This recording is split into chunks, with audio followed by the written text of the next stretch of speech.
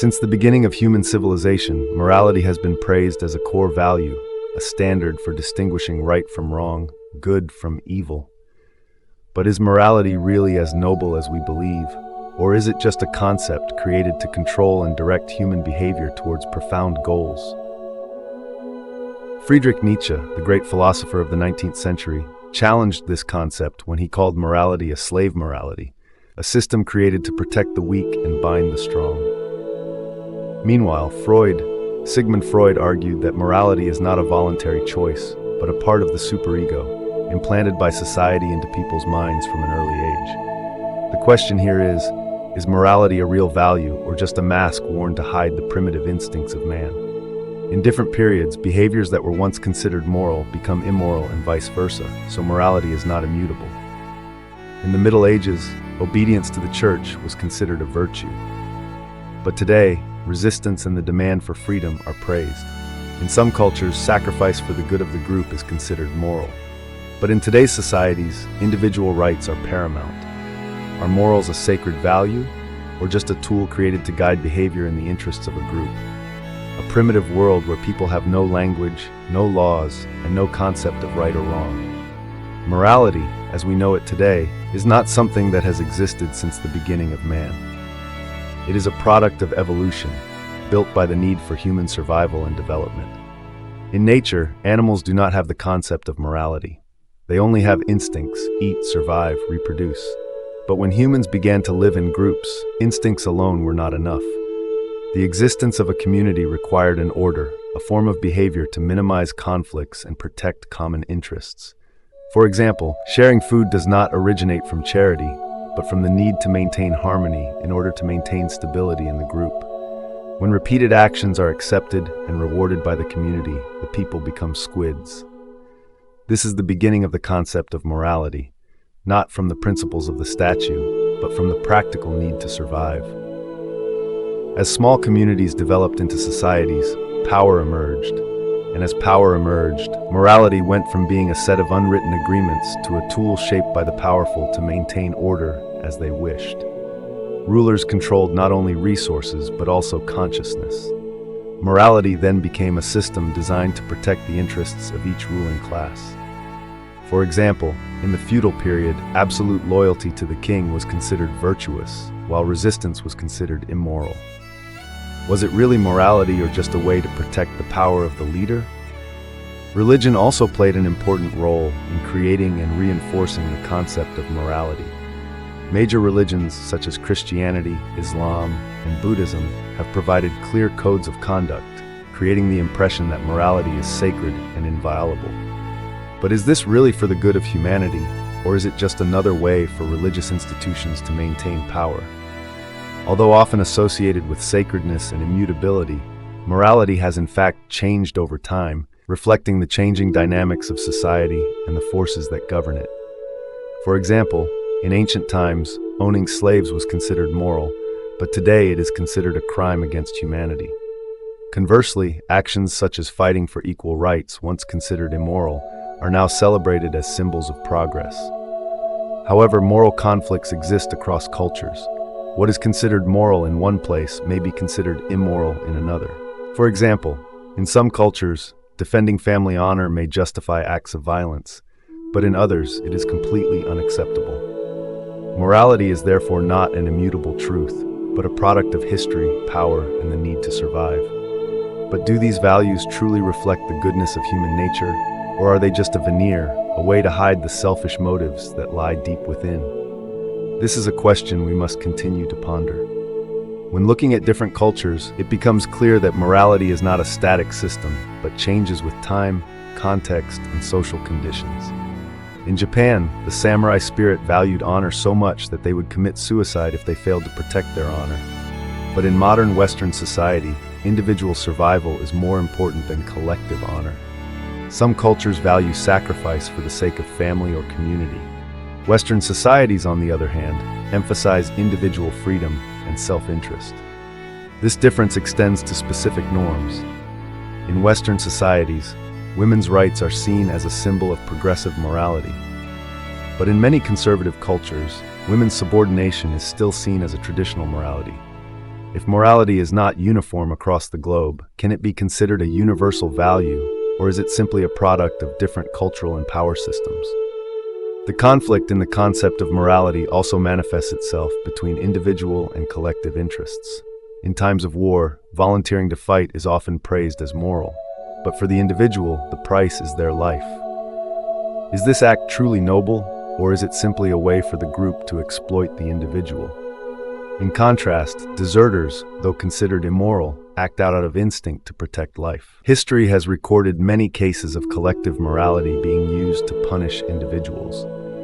The Inquisitions of the Middle Ages punished those who did not conform to religious teachings, labeling them immoral. But was this really about protecting morality, or just strengthening the power of the church?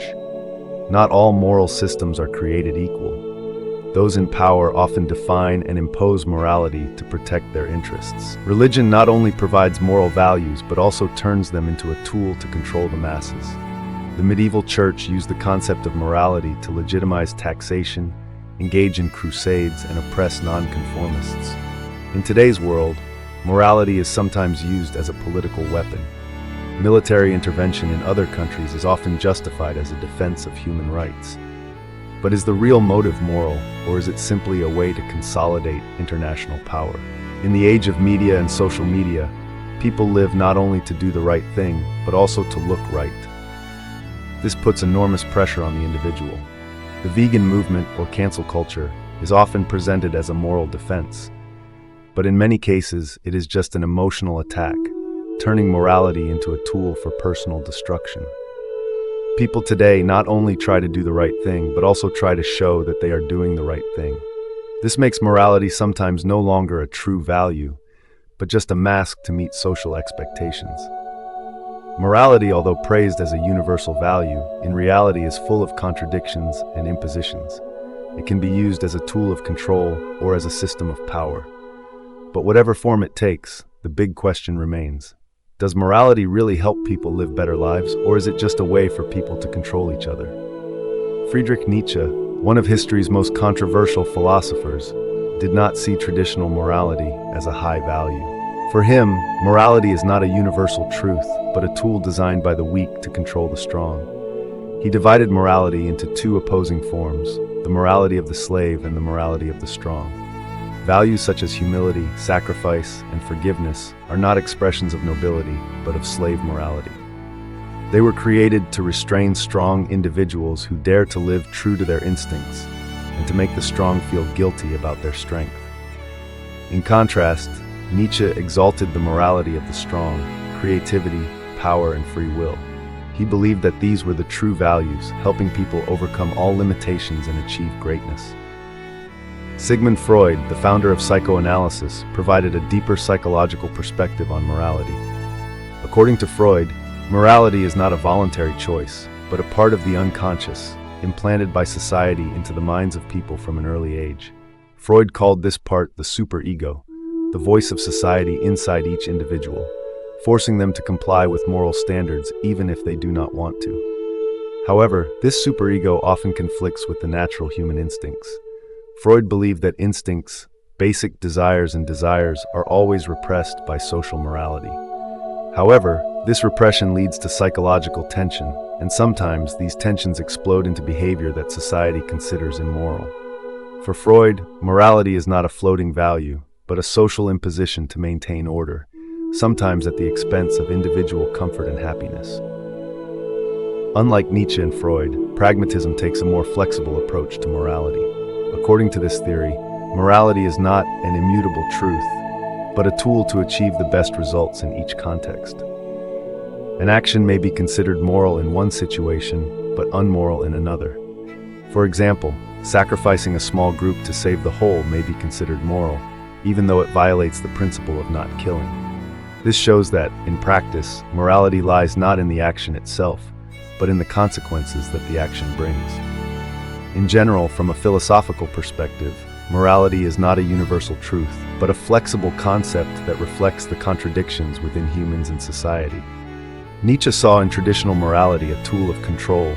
Freud discovered the imposition of society on the individual unconscious, while pragmatism focused on efficiency rather than absolutes. This leads us to the question, in the modern world, when society is increasingly complex and values conflict with each other, is the traditional concept of morality still relevant? In the modern world, morality is no longer the immutable, sacred concept that we once thought. With the explosion of media and technology, morality has become a flexible concept, sometimes even manipulated and dominated by different forces. A clear example is the way the media shapes public perception of right and wrong. Instead of simply providing information, the media now often creates moral stories to guide public opinion towards a certain goal. Environmental or human rights campaigns, no matter how noble they appear, are sometimes exploited by groups with economic or political interests. Is morality in the modern world truly a genuine value, or just a tool to control the public? Social media, with its dizzying speed of dissemination, has become an ideal environment for exploiting collective moral standards. A typical example is the hand-washing movement. Originally intended as a tool to criticize wrongdoing, today it is often misused to attack individuals or organizations based on herd mentality. In many cases, the actions or words that are condemned are judged without any context. As a result, instead of creating understanding and improving society, these movements push people into a state of fear, making them afraid to express their opinions or take actions that are contrary to their beliefs. This makes ethics, which is inherently a value to promote understanding, sometimes become a tool of collective pressure and exclusion. In addition, artificial intelligence, AI, has posed new challenges to the concept of ethics. Unlike humans, AI does not have a conscience, emotions, or a sense of right and wrong, but is tasked with making important decisions. How does a self-driving car make the choice between saving its human driver or avoiding an accident that could harm others? What ethical rules will be programmed into AI, and will they be appropriate across all sociocultural contexts? Furthermore, AI is also used to monitor and manage human behavior, so does this violate individual freedom? When AI is used by large corporations to maximize profits, can ethics override economic interests? And if humans, with all their complexity, are still not unified in ethics, how can we expect a mindless machine to do any better? A notable feature of today's society is the sharp division in ethical values. The world no longer shares a common moral system as it once did. Actions that are considered ethical in one place may be considered unethical in another. For example, vegetarianism is praised for protecting animals, but for those who rely on livestock for their livelihoods, it may be seen as a threat to their livelihoods. Furthermore, the modern world encourages individual freedom, leading to people defining morality in their own way. A person may refuse to get vaccinated because they believe it is a personal freedom, but this action may be considered unethical because it threatens public health. This division makes us ask the question, can society continue to maintain stability when there is no longer a common moral system to guide human behavior? Besides, morality in the modern world is not just a system of values, but also becomes an invisible but powerful psychological pressure. Many people act not out of true moral convictions, but out of a desire to meet social expectations. This creates a phenomenon we call moral hypocrisy, where behavior is performance-driven rather than rooted in deep conviction.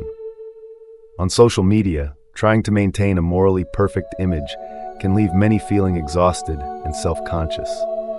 Trying to be the right person in the eyes of the community, whether in person or online, sometimes leads to a state of stress and psychological exhaustion. Does morality in its modern form really help people live happier lives, or is it just another burden in an increasingly complex life?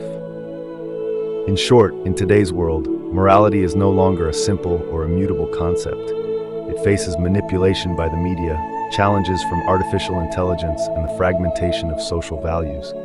Instead of being a tool to improve life, morality sometimes turns into psychological pressure and a means to control people. But is there a way to redefine morality, turning it into a system of values that truly serves people?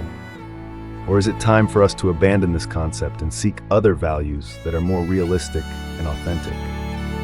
Through what philosophy analyzes, we see that morality, a concept once considered the core of society, is not in fact an unchanging or universal value. It changes over time, culture, and power, reflecting the diversity of perceptions and social interests. Morality is both a tool of control and a burden that each individual must bear. On the one hand, it helps maintain social order, but on the other hand, it can become an imposed system that imprisons people within the norms of social convention and collective pressure. However, morality is not entirely a deception. Historically, it has played an important role in maintaining order and promoting social development. But in today's context, when society is increasingly complex and changing rapidly, is traditional morality still relevant? Perhaps, instead of accepting a fixed moral system, we need to build a new, more flexible value system that allows people to live true to themselves, but still maintain harmony with the community. Challenging the existing definition of morality and constantly questioning its value is necessary to adapt to changes in society, technology, and individual perception. Focus on being true to yourself while learning to understand and respect the differences of others. Choose to live not to conform, but to create, not to judge, but to empathize. Ethics, ultimately, are not in what others impose on you, but in how you choose to be the best version of yourself, authentically and meaningfully. Don't forget to like, subscribe to the channel, and leave a comment below so we can discuss. Wish you and your family good health.